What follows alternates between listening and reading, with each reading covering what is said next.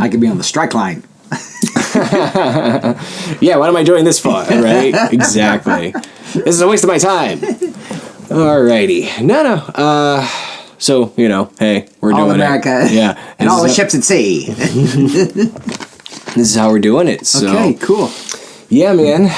So thank you for coming here. Well, thank you for being here so I could come here and do this because I actually did this coming to you. So means the world.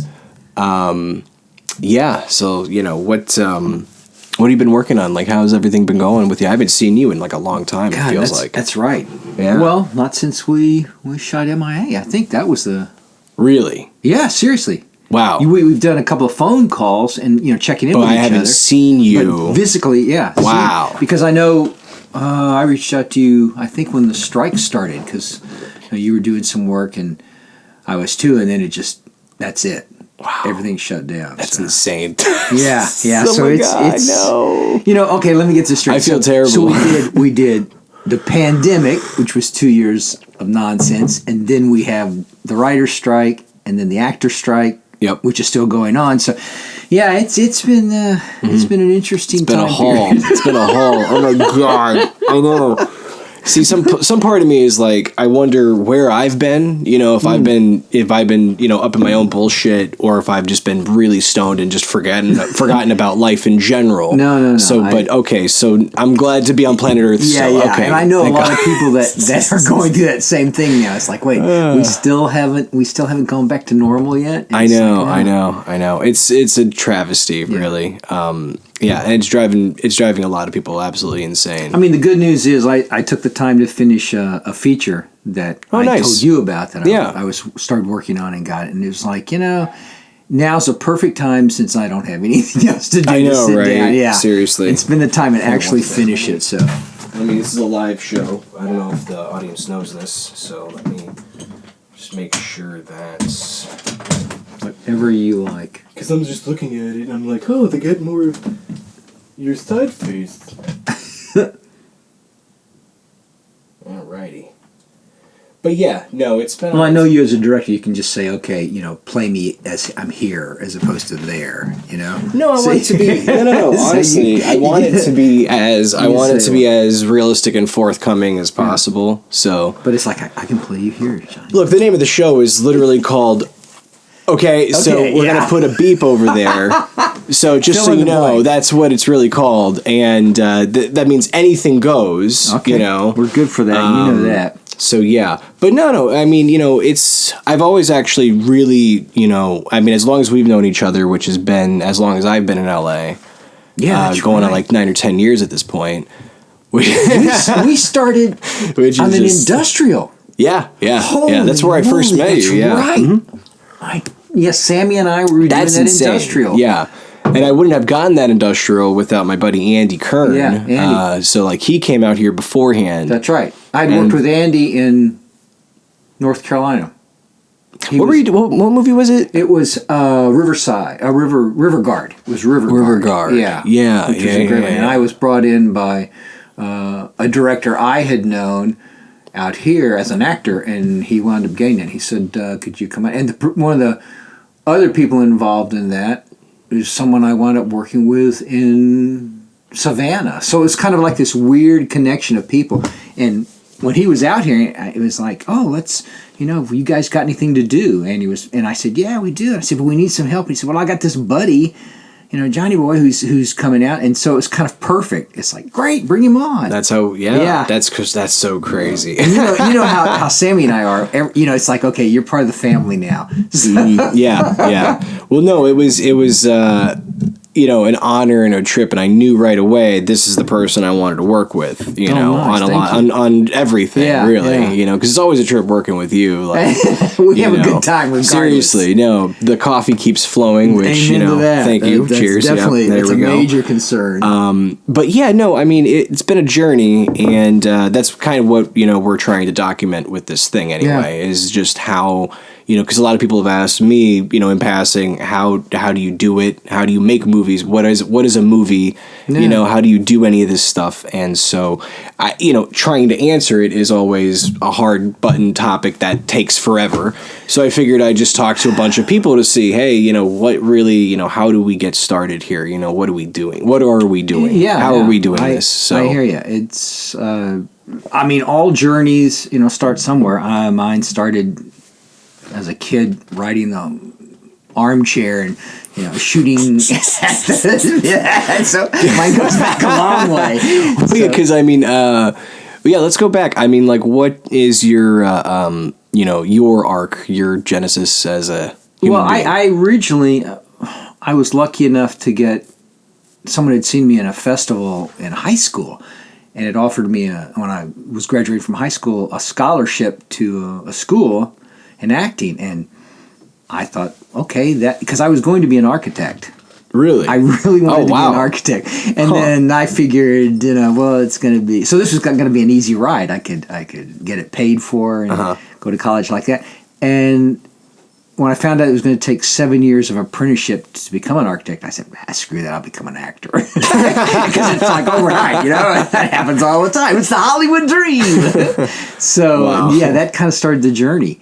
And I loved film, but I started out in theater. And so I worked theater in San Francisco. I did regional theater. I did Shakespeare festivals and all that, and bounced around. And I had friends in New York who said, why don't you come to New York? And I said, if I'm going to starve, I'd rather do it where it's warm. So we wound up being in L.A. That's really? Yeah. So that's how you got but you were from Texas, right? Yeah, Texas to San Francisco. I was an Army brat, so we traveled too when I was younger, much younger. My sister was born in Okinawa, so... Really? Yeah, so we bounced around. Then my dad and mom were both originally from Texas, so they settled there, and then when he retired, and I went to school there, and then... immediately got out and came to California. I lived in San Francisco and worked at the Magic Theater up there and a couple of places in San Francisco. And then wound up getting married and moving down here to Los Angeles. My wife was a grad program at UCLA as an actress. So what decade was it? Like what year was that? 70s, 80s or no? 80s? Late 80s? Yeah, early 80s, late 70s, early 80s. Okay. Yeah. So we've been down here a while. Yeah. Yeah, that's a time. And for me... I got down here, and again, you're trying to break into the business, and you're thinking, okay, well, what can I do? And there was a couple of theater companies, and I was able to get into a beginning theater company that at that time was called the New One-Act Theater Ensemble, and they became Theater of Note. Oh, so no kidding. Yeah. Okay. So I did that and wound up, making a living. I knew from the school I went to how to do tech theater. So I bounced around, got in with a buddy who was starting to work on MTV, back when MTV actually did music videos. Yeah. Oh, yeah. The early days. Mm-hmm. So we worked on quite a few music videos. Elton John, Neil Young, anyway, some biggies around town. Michael Jackson, even when he was around. So it was a trippy time to do that. Yeah, because everyone's actually, this is the paramount time for their lives too. Oh yeah. So it's like music is hot, everything is hot. It was a whole network that was just playing their stuff. So it was a great time. Yeah. So I was doing all of that, and at the same time trying to break into the biz. And I then segued from that into doing IATSE jobs for the studios. And I was doing features. I did Fabulous Baker Boys and a couple of things like that. And one of the guys I was working with happened to he heard me do voices and funny stuff, and he said, hey, do you do voice work? And I said, wow, I've revoiced myself on an independent, which I had done. And he said, well, I'd like you to introduce you to someone. So he hooked me up with an agent, and she wound up saying, oh, you do Southern voices? And I said, yeah, I can do that, and I can do this. And so I kind of found this niche to do voice work. So I was still doing live theater. Yeah. And then I was also making my money as an actor at that time. Mm-hmm. And it was this weird segue where you go, okay, I'm actually making a living as an actor. Mm-hmm. So I can actually quit my tool belt job and do that. So it was really... what kind of shows were you doing with IATSE? Again, Fabulous Baker Boys. I worked on that. Yeah. Worked on Like just a lot of like Shatter. Yeah, just movies, features. all movies. Okay. Television. Oh yeah, just anything you get your hands that on. was going on. basically. Yeah. And part of it was I met a couple of construction coordinators who said, "Okay, he shows up on time, sober, and he's got a good attitude." So it's like, yeah, we want to hire him. So I kind of was able to get into that niche where you go, I know if they've got a gig, whatever the next gig is. I did a series called something Out There. Something. It was a weird sci-fi series, and we did a season of that. And, so it was kind of wild to do a season. But I like to travel and always something new. So it was like perfect for me. Just like theater, just like movies, Yeah. You kind of create that family. And we had a group of construction people that worked together, and so the construction coordinator always said, "Okay, I know I can reach out and call Doug and Josh," and there were like 7 or 8 of us. And he said, "I know I can call them, and they'll come on board, and we'll knock this thing out." So, Wow, yeah. that's amazing. But again, for an actor, it helped because it gave me a whole background of what that side of the business is. Yeah.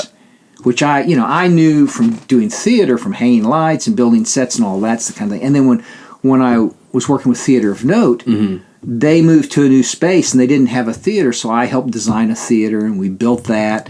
I was doing sets. So it was really kind of like using all of my art skills and possibilities and kind of being a lame architect, but right. But you're putting those skills to work. Had, that's pretty fascinating. So it did pay for itself in the long run. Yeah, absolutely. That's pretty amazing. But still looking for the doors, and the door opened. I made a decision. I said, okay, next year, I want to make my living as an actor. Now, you say that, and that's a broad spectrum, and you think, oh, that's going to be on camera, that's going to be a series and all that. But the door opened up to do voice work.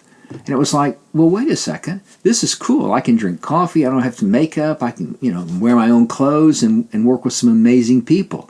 And those people were a whole nother network because a couple of them were editors. So I got to go into editing booths and watch how they worked with a film. So I go, as an actor, this is something I can learn and what can I glean from them? And there's always something new to learn. And that was what was cool about that situation. Being opened up. I worked with some amazing directors who would come in, and they looked at us as other contributors to the project, as opposed to being someone that was just there to do a job. Robert Redford made the point of saying, we're having problems with the scene. You guys got any ideas? And there were about 4 or 5 of us there, and we said, well, yeah, what about this? And he said, oh, that's good. Let's try that. And it was all filling out the scene and making it, adding the intensity he wanted. So what movie was that for? That was for The Changeling. Oh, wow. And I worked with him also on River Runs Through It and all the epic, 3 or 4 of his into films the 90s. that he did. Yeah. Okay. Interesting. Yeah, so it was really... That's fascinating. So my knowledge in getting to work with some of those people, John Frankenheimer, while he was alive, Joel. And what are you doing as with these directors? Or with these projects? Yeah, what are you specifically doing on them? There was a series called I'll Fly Away that you were just No, I was a voice match for The Oldest Son, and they were filming it in North Carolina. So instead of flying him back and forth to do his voice work, they brought me in, and I would just revoice the things that they needed. Interesting. Like a scene where it took place in the 50s or 60s. Anyway, there was early enough so that there weren't jets, and they have a jet flying over, and he'd go, "Oh, you know what? We have a jet. We can't do it in post. We can't get rid of it." They hadn't digitally figured that out yet. So they'd say, "Doug, can you redo that line?" So I'd redo the line here, and then they'd put it in. You'd never know the difference because I was close enough to him voice match. So wow, okay. When I worked with Alan Parker on Mississippi Burning, I was cast to revoice several people because it was a Southern show, right?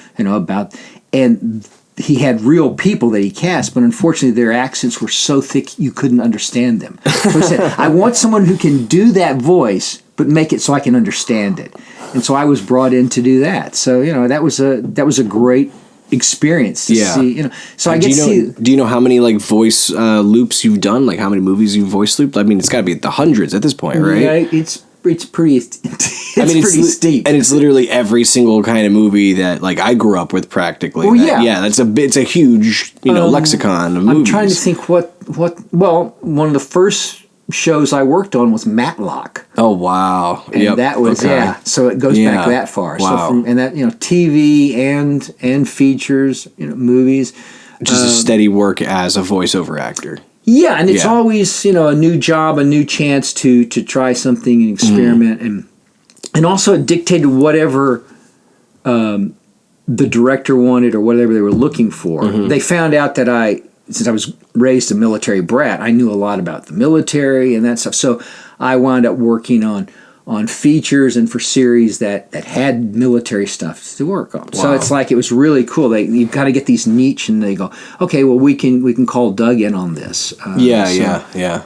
And it was real. And then you work with a couple of directors that they go, oh yes, we can reach out to that person because we know they understand how we work.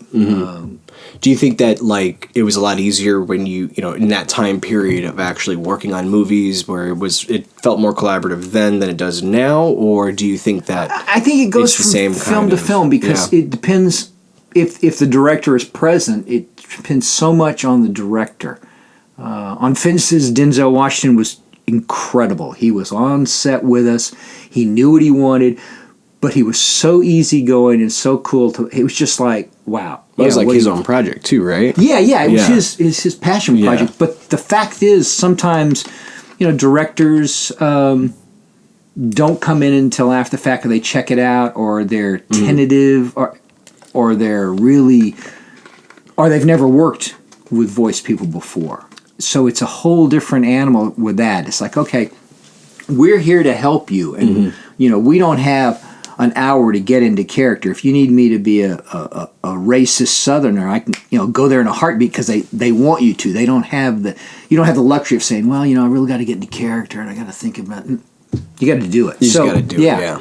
So it was really it's a good exercise. A lot of it they'll not know what they want and they say, well, just come up with something. So you have to improvise and be aware of what the time period is, what you can and can't say from that time period. You can't, if you're doing something from the 50s, you can't say, oh, man, just email me.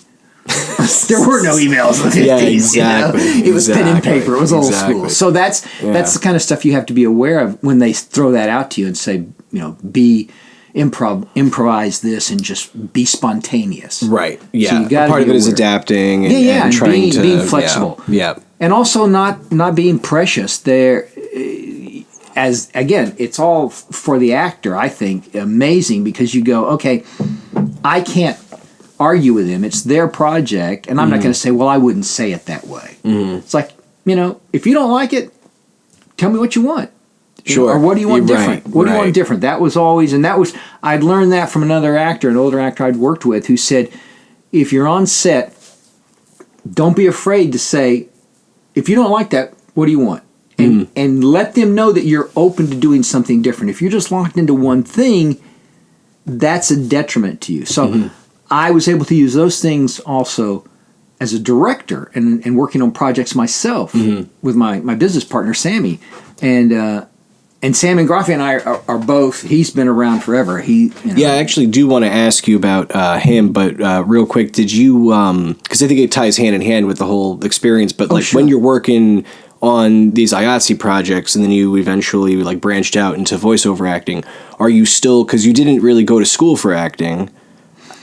I right? did. You did. Yeah, okay, you did. Are you still going to classes in between that time period just to actually hone on your craft and network and things like that? Not really, because there are certain things. I mean, having studied on so many different styles and techniques and all. Yeah. I was originally trained in farce and commedia dell'arte and Shakespeare. And that's all at San Francisco? No, this was in Texas. Or in Texas. Yeah, oh, okay. No kidding. The original director that I worked with, who actually gave me the scholarship, he was huge in commedia and the body and being aware of that. Right. So I had studied how to physically use my body to manifest ideas and feelings and all that. And then I started working on method and Grotowski and some things where you go, okay, different ways of using the internal to do the external. So it's like all those things, and then I always look for something to apply to it. And they all just come back into effect when you're starting. You go, okay, I'm not on stage, I'm on camera. Yep. So there's a whole different way of approaching that. Walter Murch, an editor, and he's brilliant about talking about some of his YouTube, about talking about working with watching actors when he's editing, and you go, and so again, for me as an actor, you go, oh, okay, if I always pick up this cup at this time, the editor can go, I can use that to cut to the other person to get the coverage, or I can cut, and so you're helping the process as an actor. Yep. You're not just saying, you're not just saying, oh, I don't know when I picked it up. Well, okay, so we've got to decide. It makes it harder for the person down the road. There's that theater experience coming back into that play. Theater, and that sense memory of going, okay, I know what I'm doing, and then you add whatever elements they also want. So it's that's why they make the big bucks. That's right. That's right. I mean, honestly. I mean, I believe editing. Well, I'll give you an example. One of the first independents I did, we had signed the contract, and there were pickup shots that we were going to do, and it was probably 4 or 5 months after we'd shot the thing, and I went in to do my pickup shots, and I had a mustache and a goatee at that time, and he said, yeah, you got to grow that back, and I said, okay, so there's plenty of time to do it, so I grew it back. We go in, we're doing it, and I go, hey, how's it been going? And he goes, it's been interesting. And I said, what do you mean? And he goes, well, our lead actress, her agent demanded more money, demanded all these things to do pickup shots. She had cut her hair, so she demanded a wig. So it's just, it was like this. And he said, it's become a real problem. And I said, wow, what are you going to do? And he goes, oh, don't worry, we haven't edited the movie yet completely. And I didn't know what that meant until I went to the first screening. Basically, she was a glorified extra who happened to have lines. Whenever you would think they would cut to her, her line was on the background of the other actor. Or the other actor, you were on, the shot was on you. Oh my God. And it was her line. So he cut her out as much as he could until he had the sex scene they had to have her in. But other than that, it was like all the coverage was on everyone else. He always found something else to cut to. And her line was just, make a note, don't be difficult, right? That was the note. Yeah, and I said, Doug, think about this. There's the editors are more important. They're really gods in certain ideas, and definitely certain films. And that was what, again, watching Walter Murch, and he was talking about. He goes, I look for things. I think it was Coal Mountain. He was talking about, and he was editing. He said, I was watching Philip Seymour Hoffman, and he did a move, and I could use that move to cut to a different angle or a different reaction.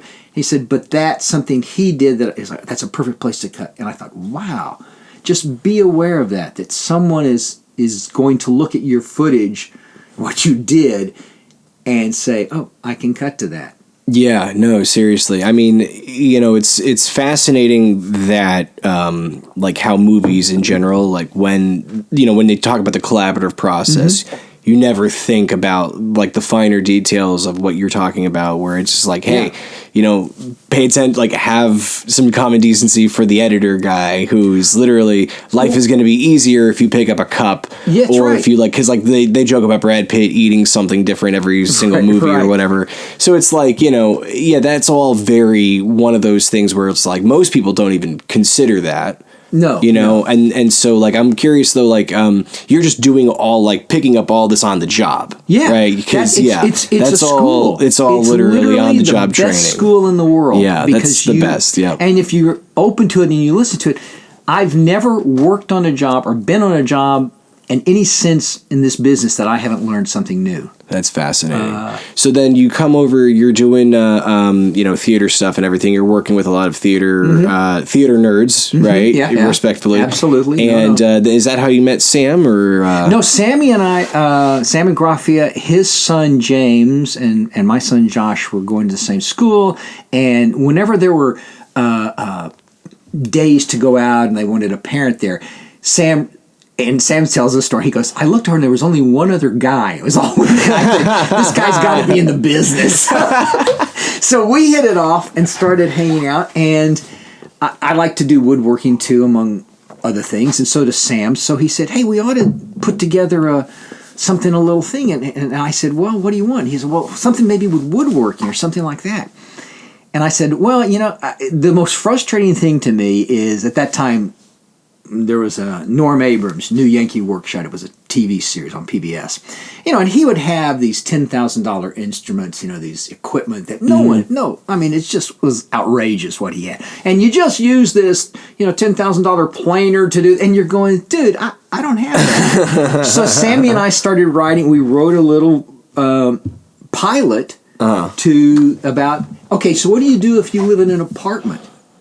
And what can you use? So that was kind of the first one. Oh, interesting. How someone beginning, what are your basic tools? We did the basic tool set. What do you need? So it was a great little thing for he and I to work together to write the script. And at that time, there was... you were going to like mini... Public service. It was a public service like a PSA kind of thing. Yeah. You know what I'm saying?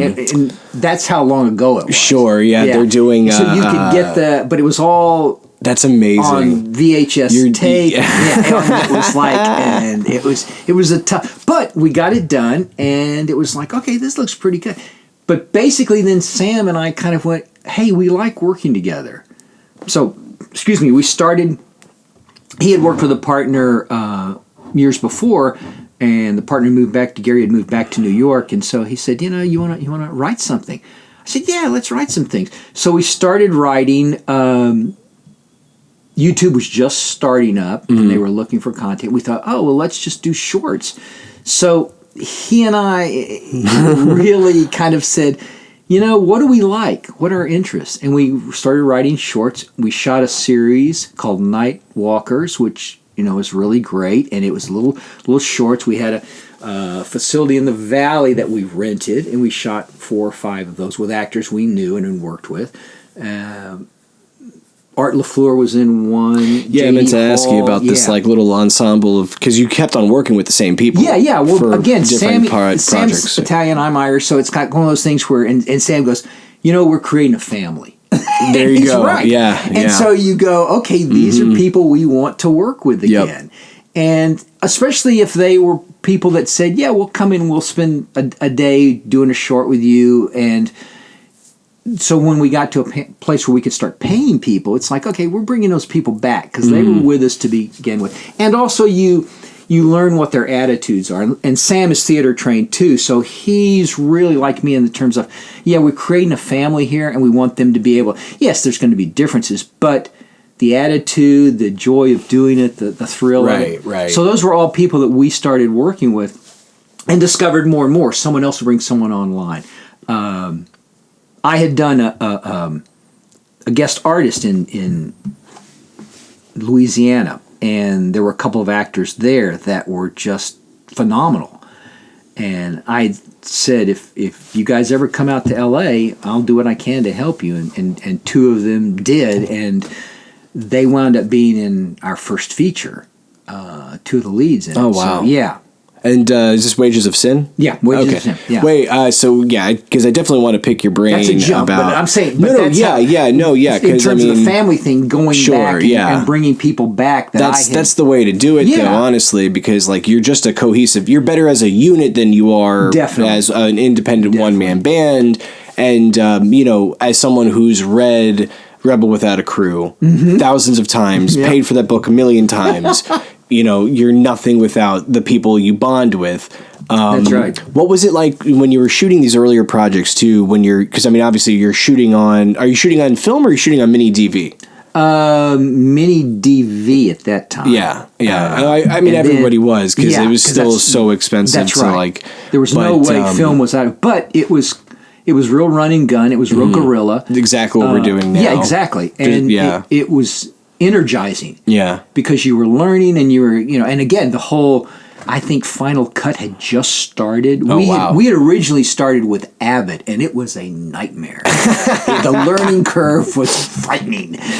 We finally hired someone to do some of the stuff, and because it was so out of our At this point, wheelhouse. like, how big is your crew at this point?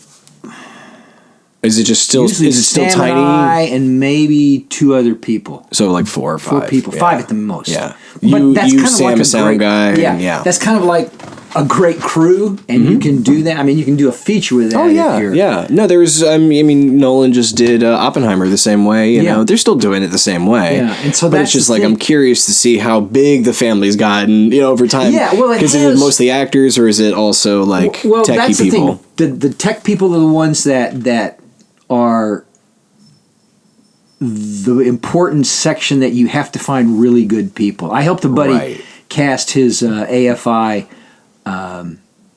final, and he had a DP that had a great reel, but when the guy came in for the interview, he just had an attitude. And I told the director, I said, this is going to be a problem. And he said, no, his reel's great. He's real. I said, yeah, the reel's great, but the guy isn't. And I said, and so sure enough, we got on set, and he had some amazing actors that were old school that had been around forever. And I was on the set with him, and I would wind up having to clear the set of the actors and take them to a holding place while he and the DP screamed at each other. Oh my God. That's how bad it was. And all I could say when it was over was, I told you. Right. This guy is trouble. A DP. Yeah. He wants to direct this movie, and he wants to be his movie as opposed to doing your vision. And that's what the argument was always about. It's like he wasn't on the same page with. He didn't want to hear what the director creator wanted. He wanted to do his shit. Yeah, And no, I've met people like that I have before. too. I don't know where it comes from or how they survive. Let alone, you know what I mean? Either. Like, how does With their anybody live that long? Cultivating And his reel, and like I said, he had an amazing reel. It had all the bells and whistles and looked like it could be really good. But I thought, oh my God, what a nightmare! It's like that meme that's out. He's a 10, but. Attitude, No, it's 0. 0. And I've seen that on sets myself where you go, okay, and where people will go, and you just hear it. You just hear it in their tone that, okay, this is going to be ugly. So I just have to keep my head down, keep my mouth shut, and do my thing. Get out. Unless they start telling me what to do, and it's like, okay, we got a real problem here. You're right. Are you the director? Or he the director? Or is she the director? Because I've seen that happen. Mm-hmm. Someone will start trying to mansplain. Oh, I know what a female director wants, and you just go, okay, you know what? Yeah, back off. It's like, so when you're doing Wages of Sin, how does that whole thing cultivate itself? It was great because we had another parent we knew, this amazing DP, Michael Franks. We had always wanted to work with him, and he said, "Have you got a project?" And we said, "Yeah, we've written this period piece. It's a kind of a twisted kidnapping script where they kidnap the richest girl in town, but they can't ransom her because the banks aren't open, so they have to keep her for 3 days." So that's kind of the premise, and it's set in a period when in the 50s when women's rights hadn't kicked in, the civil rights movement hadn't happened. There was still this dream of America with apple pie and white picket fences, and all, which doesn't exist anymore. So we wrote that script, and so Michael read it and said, "This is really interesting. Are you guys going to do it?" And we had done a feature that we had written for a director, and we shot it in Virginia Beach, and it was a sci-fi movie, and it was an experience where we were flying back, and Sam said, "Why don't we do our own thing?" That's so wild, yeah. And I said, "Yeah, let's pull the trigger." We've done shorts, we've done short series, right? So that's what's stopping you from making a longer project, a full length one, and how much? And so we took the basics. Okay, what do we have that we own that we can use? What do we need to rent? What do we only have to buy? And so we kind of put the budget together, and we came up with like $65,000-$70,000. I think that's all it was for the feature. Yeah. So we started. That's still a lot of money, but but I mean, this is different material. Different material. It needed 1950s. It needed period stuff. Yeah. Excuse me. It needed locations. I was going to ask, what was it one location? Because I mean, two. Okay, because I've seen the trailer. I haven't seen the movie because, it's kind of hard to find, right? I mean, it's on YouTube, right? It's on YouTube. It's, it is possible. And of course, like... We'll do the pluggables, and we'll talk about that in a second. Because that's one of those things that we're trying to figure out and crack the code too. Right. Is like, how do you get people to see your shit? Yeah, it's on Amazon. Yeah, it's on Amazon. So because I remember you were putting it everywhere during the pandemic. So we were doing the festivals and all of that. So it was really, but it was really a situation where, for us, we found there was a soundstage hadn't been finished being built yet. Didn't have the insulation in the ceiling and all. And we said, we will rent it now as is if you'll give us a break. So they gave us a sound stage, and they had a small stage and they had a larger stage. Oh, wow. And they said, well, if you want to use the larger stage, we'll give you that for the same price. So it's that's so cool. So it was really amazing. So we actually got the larger stage. So for the set, the basic set is as a cellar. Mm-hmm. And they hold her hostage downstairs in the cellar. So we started thinking, okay, because I had built sets before, I said, okay, I designed all the sets, what we needed, with support beams and ceiling and all of that. And so I'd already budgeted how much it was going to cost for the lumber and make that happen. But a friend of ours had said, well, I know this construction coordinator who's actually working on a set about, I think the Haitian earthquake had happened. Anyway, it was something where there was a disaster set. And so I reached out to him, and he said, well, what do you need? And I said, well, I need so many flats and yada, yada, yada. And used he said, supplies. Yeah, and I said, I designed him at 8 feet. And he goes, well, I got 10 footers. And I said, I'll take them. So he schlepped them over. I put them together. We did the scenic on it. He helped. We had a scenic artist come in and finish to give it that old look. I was driving down the street, and I found this like strange piece of furniture and thought this would be great in the basement. So we put that in. I have a lot of shop tools, so I hauled a bandsaw over and a couple of other things to set dress downstairs. So it looked like, and then we built a staircase as if it was going down. Oh, wow. So that was our whole... That's amazing. That was 90% of the film, or at least 90%. The other part was a kitchen, a period kitchen. So again, my wife's a school teacher, or was a school teacher, and one of the other teachers was living in this place that the kitchen was from the 1930s, hadn't been changed. Get out of here! So, oh my! We did we scheduled it so that we could shoot there for a couple of days, and we knocked out all of the kitchen stuff, and which was 3 or 4 scenes, and incredible. Yeah. So we were just able like to that. Yeah. So those were our 2 major locations, and then luckily, because all of the actors had been theater trained, they were able to bring it on the set, and we did spend 2 days rehearsing. I had storyboarded everything, which again, I'm a proponent of that because the history of people like John Ford and John Huston, a lot of them had been editors before. Right. So they could edit in their mind. They knew what they needed. They didn't waste time and energy. They knew what they wanted for the story. Exactly. Yeah, we talk about that a lot. Right. And that's and then storyboarding for me is like, okay, I can get down a template, and having directed on stage too, I worked with floor plans and moving actors around and using dialogue and all that. So I had done that. So I had Michael, the DP, come over to the house.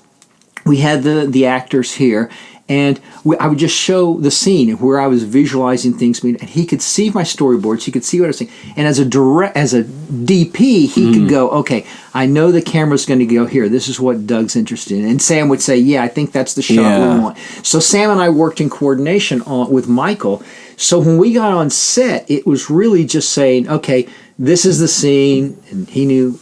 That's incredible. Yeah. So did you guys rehearse the whole thing as is, like a theater play, or just specific scenes? Specific things that needed. That makes sense. There's a couple of big fight scenes. The stunt coordination. Things, and how I visualized the shots going. There's one where the lead actor throws the lead actress up against the wall, and they're screaming, and the Things phone like- ringing. Right. yeah, And it's like, yeah. okay, how are we seeing this? And we shot that in the kitchen. Oh, So okay. again, we Yeah. thought, how can we frame this? And Michael said, well, you know what? We can do a tracking shot here, and we can get them, and then we'll do an inserts of the phone, and we'll go back and forth. So it's like, that's what we did. And then we knew we were going to cut that, but we had this great tracking shot where then he slams her against the wall, and then we cut to these tight close-ups. So it was really great working with Michael. That's so cool. He visualized, Yeah. well, and he could see, okay, that's what he wants, so I know where I need to put the camera. What's he doing now? He's doing, I think he's got a series going now. He's working all the time. He's working on big time. He's an Emmy winner before. Oh, wow. Yeah. Before he met you guys? Yeah. Oh, I mean, geez. This is one of those people that Yeah. we were very, very lucky to know as a friend. Great attitude, very creative, very exciting to be around. Just a fun and we thought, this is someone we want to play with and Sure. work with. Yeah. That's pretty amazing that you got him. He did, just a quick thing for Michael, what an amazing guy he is. We needed a sound person. And, Sammy, very, very aware of the budget, much more than I am. That's one of the reasons I love Sam. Is he goes, you know what? That's going to cost too much. Yeah. So Michael goes, I've got this amazing sound person. She's phenomenal. They love working with her. Everyone, I want you to meet her. So Sammy and I met with her. She told us how much she was worth, and Sammy goes, God bless you. I hope you can get it, but we can't afford you. So Michael reached out to her and did a real mitzvah for us. He said, these guys are great. They're going to treat you right. They're not going to abuse you. I really want you to do this. And so she did it on his recommendation. No kidding. So she came on, worked with us. At the end of it, her comment to Sam and I was, if you guys ever do a project again, count me in. Oh, wow. Because again, having been on the other side, Yep. we know our big goal was to treat everyone right and as family. Oh, and Sammy, we had one scene where the lead actor is supposed to eat a donut, a cream-filled donut, right? So Sam had gotten a couple of boxes because he didn't know how many takes we were going to do. He didn't know. and Travis Quentin Young, who was the lead actor, he knocked it out in 2 takes. So we had these just 2 boxes of donuts. That's incredible. So Sammy goes, okay, so anyone who wants donuts, they can have it. So it became a thing that the donuts, everyone started looking forward to the donuts the next day. So Sam started using that as he goes, if we get this shot off, there'll be donuts. So great. Hold it over people's heads. Exactly. It became this there's the great carrot thing. dangling. That's Nikki amazing. Green, who was our makeup artist, she would hoard a couple of donuts just in case. Yeah, exactly. Have them back. That's so great. So it was really wonderful to have that little thing, and everyone kind of looked forward to it. It became a fun thing for the crew and for everyone to say, well, we'll have donuts in a couple hours. Yeah. But the camaraderie is exactly, the most and that's important. what it created. This camaraderie. Yeah. That's amazing too. So then the movie goes through festivals, is that right? Yeah, we sent it to festivals. We got into. It was interesting. We wound up at the Prescott Film Festival. We had done. We were doing a seminar on what not to do in making a low budget movie. We had a whole program, and we were talking to young directors and filmmakers about what. Oh, that's awesome. What to watch out for and be aware of, and. We all had a great time. They came to the screening, a lot of them, and they went, wow, you guys are really twisted. We met you, we thought you were nice guys, and we see your movie, and we're going, wow, there's more going on here. Seriously. You always get the you're fucked up, man, kind of thing. Yeah, that's definitely amazing. Thinking, okay, there's something really sick going on with these guys. Yeah, exactly. But it did really well. How different was that experience from doing the Lost one?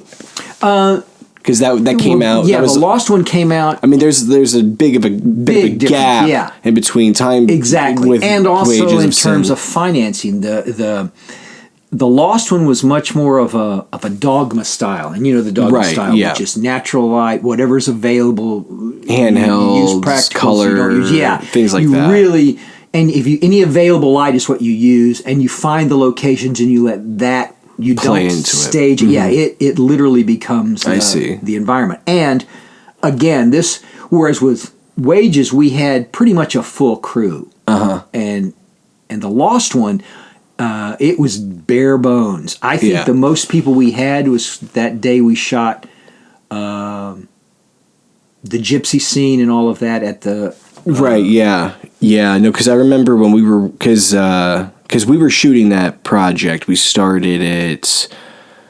This was the first thing that I had ever worked on when I first moved here was with you. And I mean, we did the infomercial, but as far as like just a, collaboration, the collaboration right, of taking it very seriously. It was like the first thing that it was like the first big project. That's kind of how I looked at it when so working with LA people.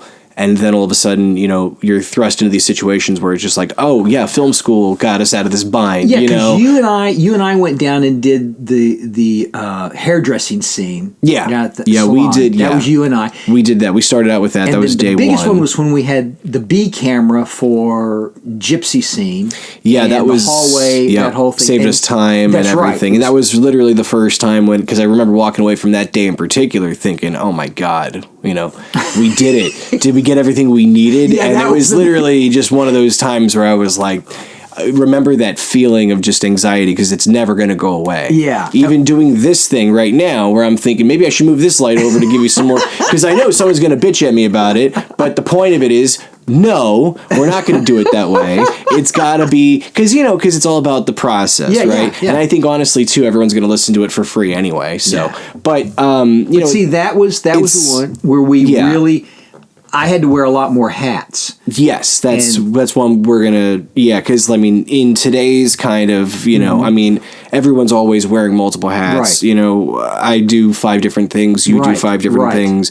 We're always learning as we go along. Work the same way like that, where you're going, okay, I'm not only the writer, I also have to be the DP on that. Because on the Lost one, I was the DP most of the time until you came on, or I could do a B camera, so I could watch them on. But again, I was lucky enough that all of the actors in that film were theater trained. I was just going to ask, and that you met them at Theater of Note and things like that. Other places. I worked. The lead, Michael Fallon. He and I had done a play in Santa Monica together, and it was interesting when he and I first met. We were standing out there. We were the first 2 there to audition, and we were early. Now, he's a New York trained actor, and we started talking. And so after the audition, he had done his thing, I'd done my thing. I said, "Hey man, I'll stay in touch, yada yada yada."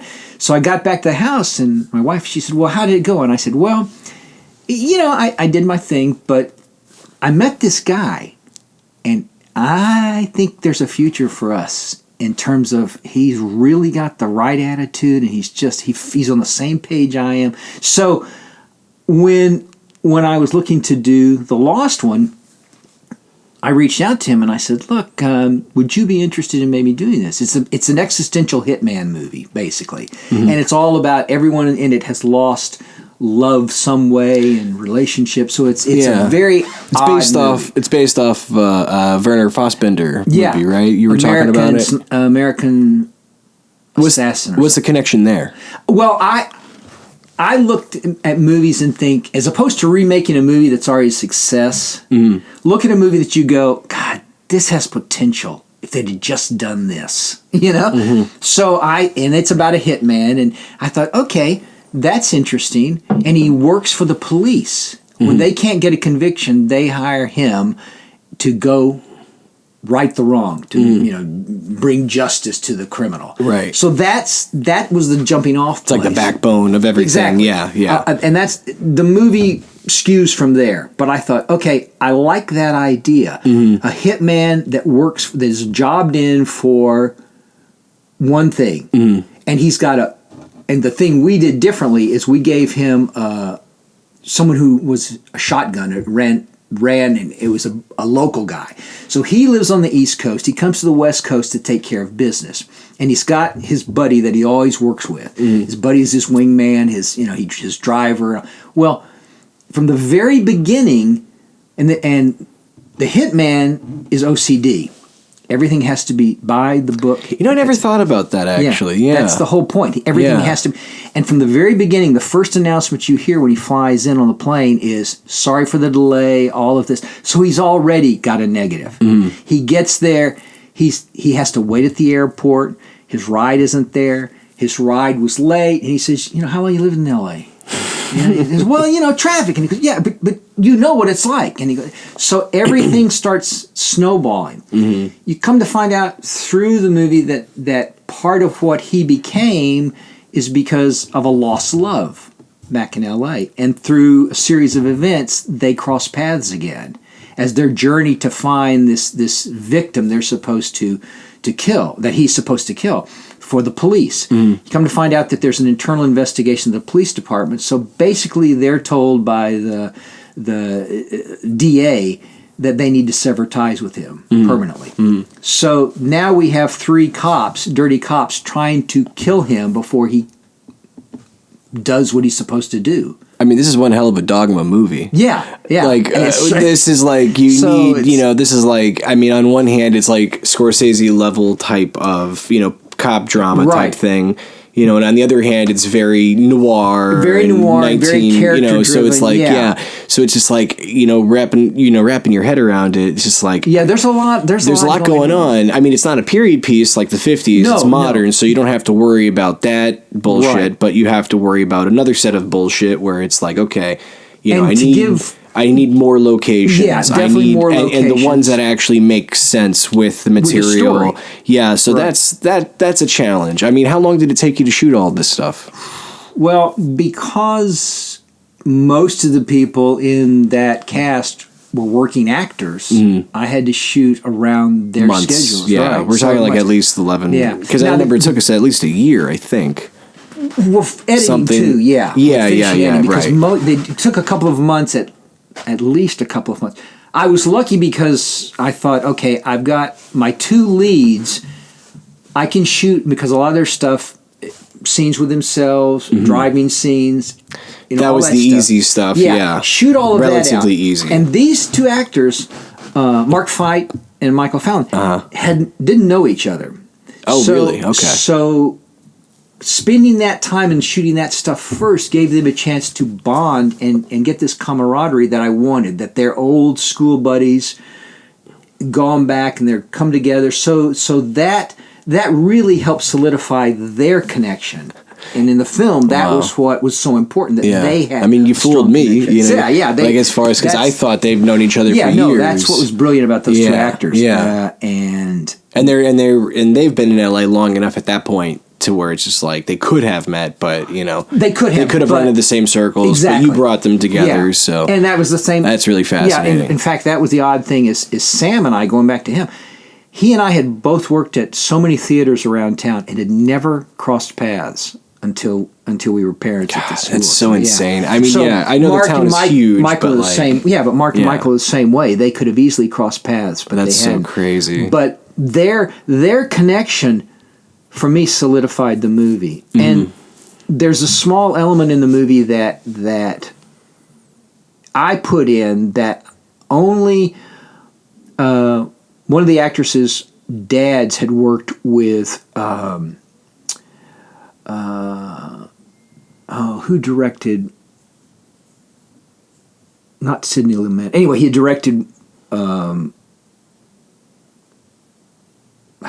crap! Anyway, he had worked with him on set, so he came to see a screening of it, and he goes, "I see you used reflections and mirrors a lot in this movie," and I said, "Yeah, I did. I'm glad you noticed that." And he goes, "Well, I noticed it. There's a purpose, and I don't know what it is, but I know there's a purpose you did that." And I said, "Yeah." I said, years ago I had read something where we are all 3 people. We are the person we project. We're the person that you see, and then there's a real person inside that no one sees. I said, so the mirror, anytime I had a scene, I tried to get that third person in. It was a reflection of one of the characters. So you always had that third identity. So it was never a 2-person scene. It was always a 3-person scene. Yeah. He said that was fascinating. Yeah. And it's a subtle subliminal thing that some people don't pick it up, and that's fine. But it's something that for me was important, that the hitman is really 3 people. Another element we put in, and this is, again, I credit this to Michael. Michael said, whenever he talks to a woman, I want him to have a different tone, a different feel. Right. Because he's a killer. Yeah. but there's something about him. And I said, that's brilliant. So we made a point to write that in, so whenever he talked to a woman, his speech became more romantic, more flourished, more hopeful. Right. And it was a whole different, and you got to see a different side of this hitman when he was with his best buddy.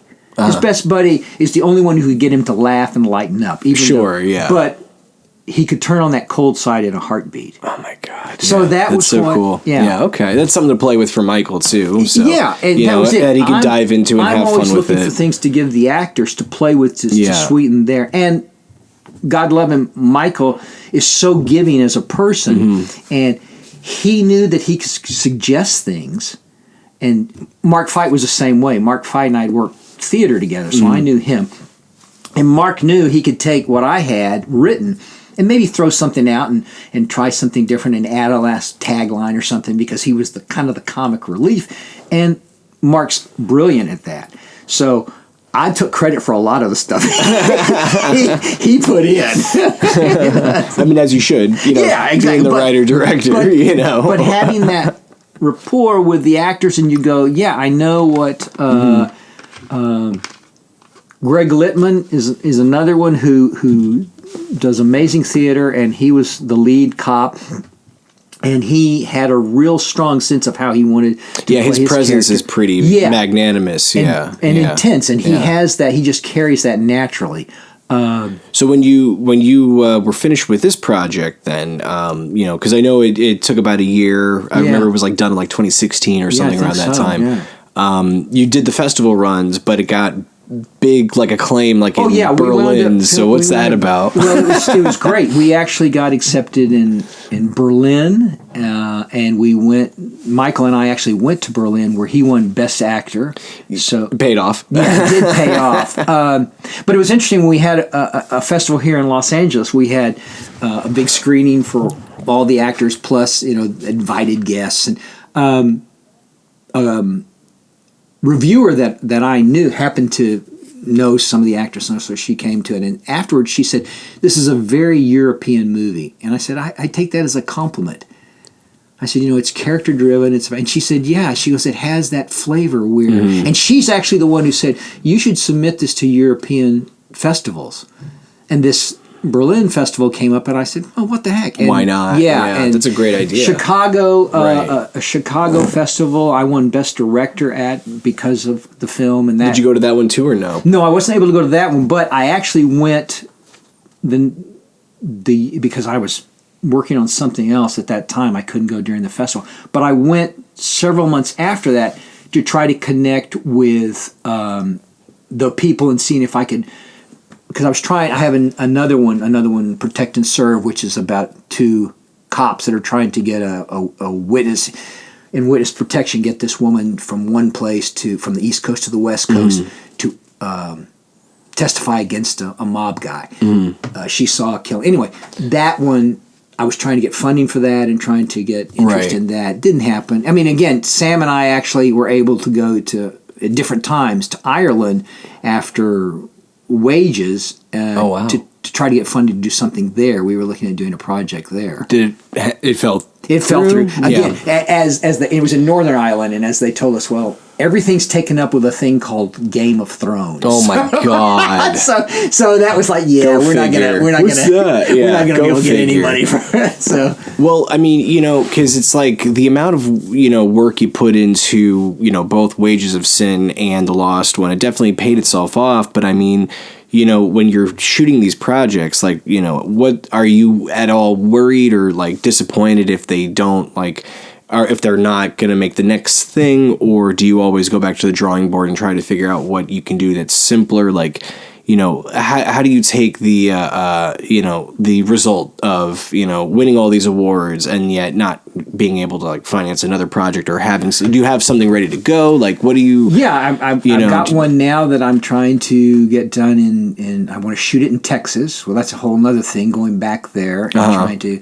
But it's that Western that you were telling, right? No, it's a modern day Western. It's two brothers. Yeah. That's right. Yeah. I know it. Yeah, so it's also now dealing with the process of going there as opposed to shooting in Los Yeah, Angeles. exactly. Yeah, because you're having to travel. All your logistics are there. Exactly. Then you got to actually prep for Yeah, I've potential. already done the and I've already done the locations, the board breakdown of the scenes and what day for shooting, what I can do.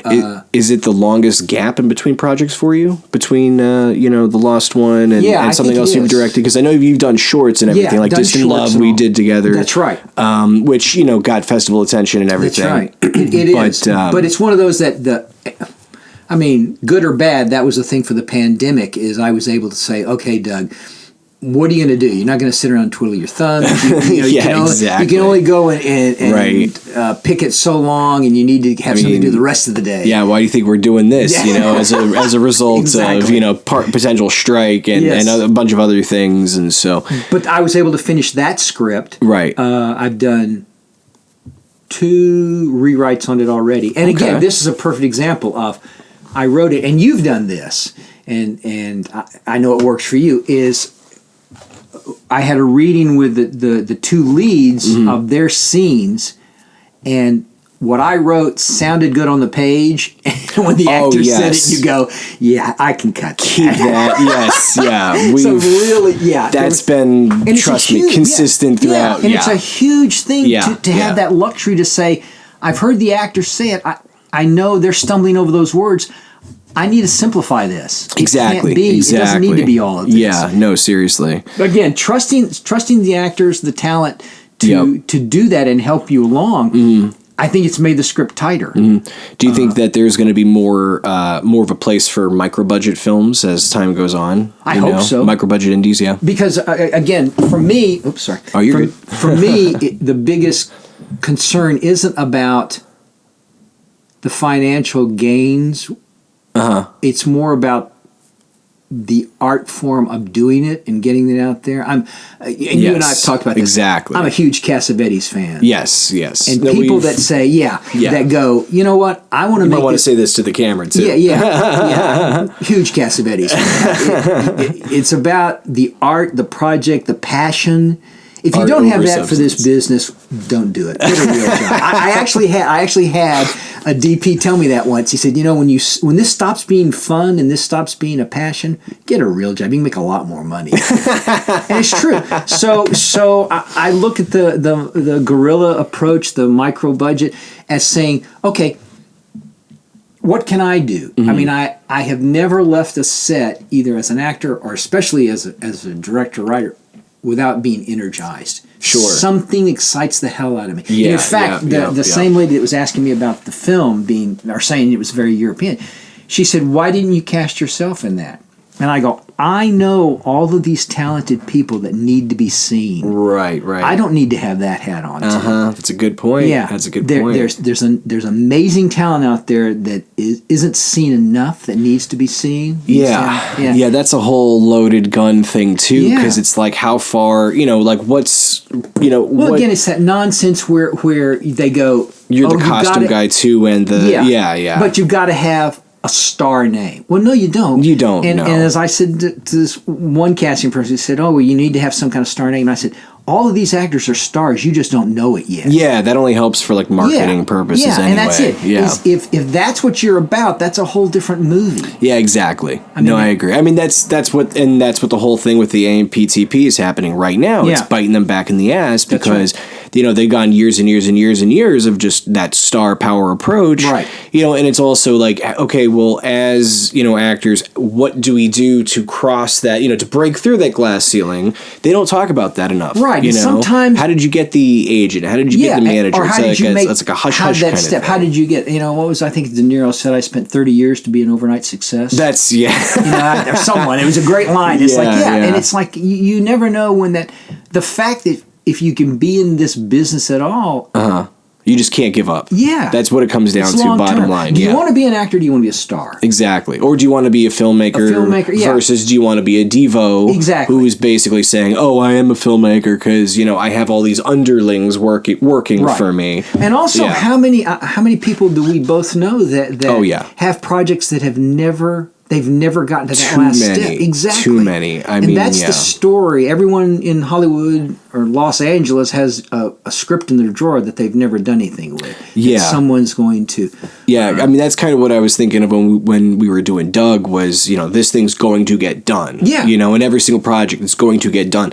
Now, that was back in 2019, And see, that's the passion that's needed to make it get done. Nowadays, like right now, post-pandemic, it's one of those things where, especially with 2023, because I've spent 2021, we were working on MIA, and I was also finishing up another project too.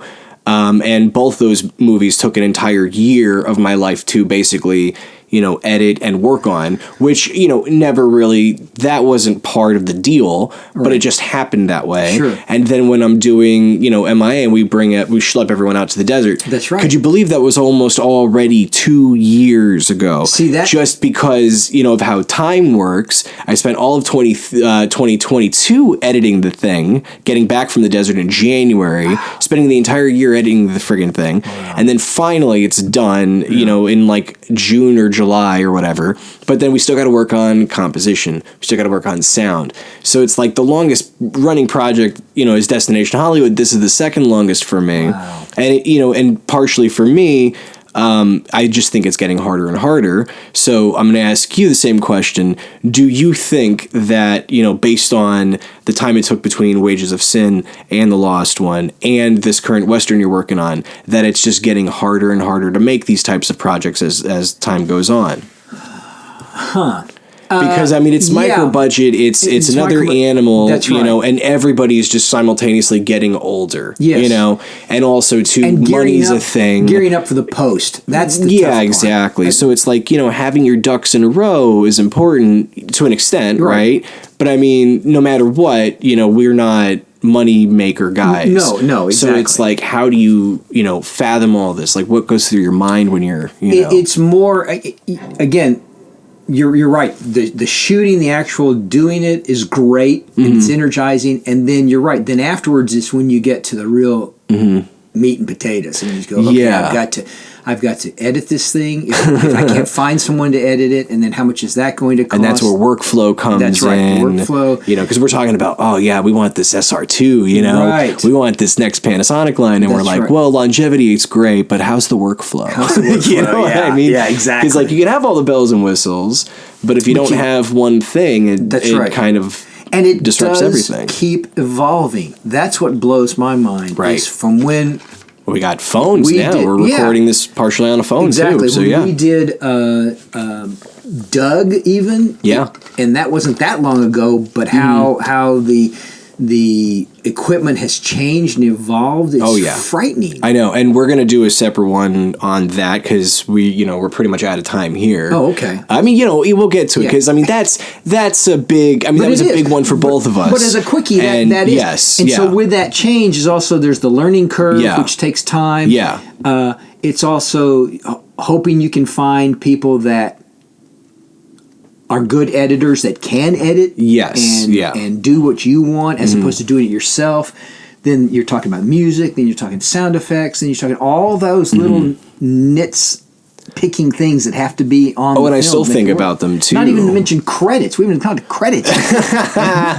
Well, I still think about all those little details too, and I think part of that was just getting it done and wanting to get it done and getting to that point. Are you playing us out? This is just happening, folks. Remember when I said we're almost out of time? I almost actually meant it. I thought this was the segue. But and that's it, folks. We'll be back with you next week. You heard the music, right? Yeah. We're out of time, Dr. Cat. I've been watching a lot of Dr. Katz recently. Oh, really? Yeah, on YouTube. So that's kind of where I'm like, you heard the music. A little hit music. Literally. Just get to is that your neighbor? Or is that upstairs? Yeah. No, he actually is a musician. And I love it. No, I love it. It's great. It's just funny because it comes at the perfect timing. We're pretty much, so, but the Doug one, because that was a big one for both of us. It was a big one for, so making that experience happen. Yes. Because, there was a lot of, what if we did this? What if we, ignorance carried me a long way. Also, part of that, for me, was you trusted me and said, do you want to be a part of this? Yes. And That was the only linchpin, because honestly, I wrote the whole thing with you in mind, because I was like, this guy is the best kept secret. I just remember a couple of times you going, do you still want to do this? It was like, yeah, man, I'm committed. And I understand that, where you start something, you go, is this guy going to back out on me after I've shot all this? And it's like, no, I'm in this. That was one of my, I mean, honestly, that was one of my biggest fears when we were shooting the whole thing. There was never any doubt. It was just also, too, a big one for me as, wearing the producer cap to make sure that everyone was happy. Right. Everyone was in a, good spirits when we were shooting. There were no, and also, too, accommodating the scenes, like not making a heavy day. Right. Thinking about, like, the Eastwood schedule, like, okay, how do we get them in like 8 hours or less? That's what I'm that dealing kind of with stuff. now. So and so it's just one of those things where, like, we've done the golden time things, and it's not fun, right? But I mean, would you rather have a long shitty day on set or a shitty day at the office? Right. I mean, really, that's what we're talking about here. So, but anyway, but for me, it was like, can we? I'm looking at these 8-hour days now, and I'm thinking, okay, I've got to see about shooting day for night. Oh yeah, we did that on MIA. Yeah, exactly. Yeah, we had to do that too. That's what I want to do for this, and so I've been researching. Okay, what settings for the camera and all this. If I have to do it to be. Oh yeah, for sure. Of that. How do we do that? Yeah, we can talk about it. Yeah. But in the meantime, pleasure. Good talking with you, man. You too, man. Yeah, of course. I'm glad the music is taking us out. I love it. No, it's great. It feels like it should. I'll have to tell him. Yeah, man. No, this is great. All right. Thanks, man.